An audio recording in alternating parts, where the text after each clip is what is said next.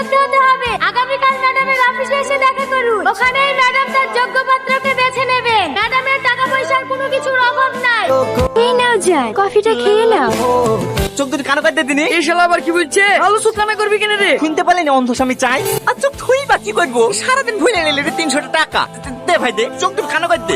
সাধু হলে মালু পাবো, বড় লোক হয়ে যাবো। এই রোদে গরমে মাঠের কাজ তো করতে হবে না। অত শুধু বললো না, তোর মতো মাল কত আছে তার আগে থেকেই কানা। তুই এখানে কি প্লেস পাবি নাকি? শুধু শুধু চোখ দুটি হারাবি। কি বলো চাচা? হ্যাঁ, পুরো চোখ কানা করলে আমাদের সাথে অন্যায় করা হবে না? মানে আমিও তো যাও ভাবছি। যাই আধার কার্ডে বয়সটা একটু কমিলে আসি। আমি তো বয়স মাইকিং করার সময়ই বলে দিয়েছি 20 থেকে 25। আমার বয়স এরকমই হবে। হ্যাঁ, আপনাকে বিকেলে চকচকে হয়ে যাবো। ফার্স্ট বললে ভালো বন্ধু খেতে পাবো না। এ সালমা, এখনই যা। ঠিক আছে ম্যাম, চলেন। কেন মা বি করবে না? শুধু শুধু টুকটুকি ভাড়ায় দেওয়া হলো, ঘুষ টুস দিয়ে হবে না মা?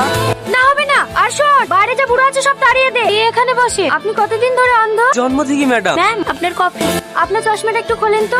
আপনি কি চোখে একদমই দেখতে পান না? না madam, sorry madam. Get out! সত্যি আপনার মতো মানুষ হয় না। আপনি তো দেবী। পৃথিবীতে এত ভালো ভালো ছেলে থাকতে আমাদের মতো অন্ধকে বিয়ে করার সিদ্ধান্ত নিয়েছে। আচ্ছা আচ্ছা, ঠিক আছে। কিচ্ছু ঠিক না ম্যাডাম, আমার আফসোস একটাই, আপনার মতো এই বড় মনের মানুষটাকে যদি এই চোখ দিয়ে একবার দেখতে পেতাম তাহলে আমার এই জীবনটা ধন্য হয়ে যেত। দেখবেন ওপর বলে আপনাকে অনেক ভালোবাসবে। ঠিক আছে ঠিক আছে, আপনি সিলেক্টেড। কালকে আপনাকে বিয়ে করব।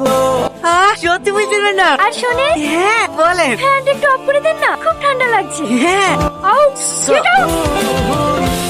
যান, সামনে চেয়ারে গিয়ে বসেন। চিয়ার কোথায়? চিয়ার আরে আরে, বললেন কিভাবে? ওঠেন। কি জানি পায়ে নিচে কিছু পড়েছিল মনে হয়। আপনার কোথাও লাগেনি তো? না না, সেরকম লাগেনি। একটু পানি পাওয়া যাবে? হ্যাঁ হ্যাঁ, দিচ্ছি।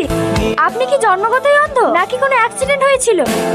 কি হলো, কথা বলছেন না যে? না না, আমি ছোটবেলায় সবকিছু দেখতে পেতাম। 12 বছর বয়সে একটা অ্যাক্সিডেন্টে আমার দৃষ্টিশক্তি হারিয়ে ফেলেছি। ও, এলেন আপনার পানি। দাঁড়ান দাঁড়ান, এই পানিটা খাইন না, পানিতে পোকা পড়েছে। আমি আপনাকে অন্য গ্লাস দিচ্ছি। আমাদের মতন অন্ধর কি বা খারাপ কি বা ভালো, চোখে না দেখলে সবই খাওয়া যায়। আচ্ছা, আপনার বাড়িতে কে কে আছে? আমার কেউ নেই ম্যাডাম, আমি অনাথ। এলেন, পানি খান। আপনি পাস। কালকেই আমি আপনাকে বিয়ে করব। সত্যি? হ্যাঁ। এই দেখো, এইটা আমার বাড়ি। তোমার পছন্দ হয়েছে? হ্যাঁ, অনেক সুন্দর। তুমি বুঝলে কি করে? শীত ওঠার সময় ধাপগুলো তো অনেক বড় বাড়ি। আমাদের মতন পাটকাটি বাড়ি না, দেয়ালগুলো খুব সুন্দর। ও, তোমাকে বলেছিলাম না আমি বিয়ে করব। এই দেখো, এইটা আমার স্বামী। খুব সুন্দর না? কি গো, কার সাথে কথা বলছো? আমার আগের স্বামীর সাথে। তুমি যে বললে তোমার স্বামী মারা গেছে? হ্যাঁ, মারা গেছে তো। আমার স্বামীর ফটো টাঙানো আছে। আমি সারাদিন যা যা করি সব আমার স্বামীকে এসে বলি। ও জানো, আমার একটু ইচ্ছে ছিল না বিয়ে করার, শুধু তোমার জন্য করলাম। দেখো দেখো, আমাদের দুজনকে খুব ভালো মানিয়েছে, তাই না? ও গো, ও করছে কিসে? ওই আমাদের টিভিটা অটোমেটিক স্টার্ট হয়ে যায় তো। তুমি আমার স্বামীর সাথে আশীর্বাদ চাও। হ্যাঁ, আশীর্বাদ করেন ভাই, আমরা যেন সুখী হই। আসো যান, তুমি এইখানে বসো। টিভিটা বন্ধ করবো না? না, ও চলো। চলো, তুমি একটু এখানে বসো, আমি কাপড়টা চেঞ্জ করে আসছি। এটা আমি কি দেখলাম? ও স্বামী মরে গেছে বলি ও স্বামীকে এইভাবে বেঁধে রেখেছে? না না, আমার মতো কিছুই ঠুকছে না। ও স্বামীকে বেঁধে রেখে আমাকে বিয়ে করলো কেন?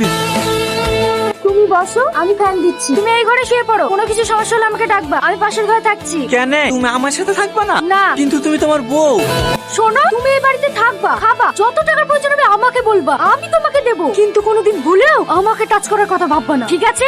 ঠিক আছে। Good boy. একটু বসো, রাতের খাবার দিয়ে যাবে। এর মধ্যে নিশ্চয়ই কোনো রহস্য আছে, আমাকে জানতেই হবে।